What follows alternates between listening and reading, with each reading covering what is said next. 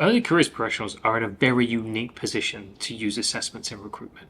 Much better situation than more or less any other area of talent acquisition. The reason is because you typically have much higher volumes than you would do anywhere else. You're just going to get more graduates and apprentices than you will do chief executives and senior managers. There's just more of them out in the job market because they're being thrown out into the job market as soon as they finish school. Now, that matters because the value you get from assessments is directly proportional to the people you test. It just makes sense. If you have 1,000 applicants and you're looking to take the top 1%, they're going to be incredible.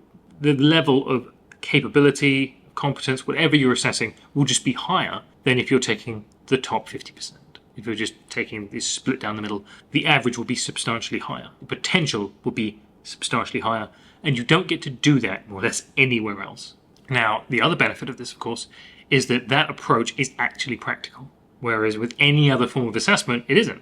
You can't interview 10,000 applicants, for example, with the aim of making, say, 10 hires. That would be insanity because it doesn't scale. Every interview just takes 2-3 hours of planning, preparation, administration, feedback, whatever. It doesn't scale at all. It's just more work. Whereas adding 1,000, 10,000, 100,000 applicants via an assessment isn't that much more work. It scales extremely well, which means you can be ultra selective, which also means you don't need to do a lot of very unscalable, time-consuming screening, CV sifting, reading application forms, cover letters, early-stage interviews. These things that you can do without, they don't add much value anyway, realistically. Okay, compared to valid and reliable psychometric assessments, which have a century of data behind them by this point.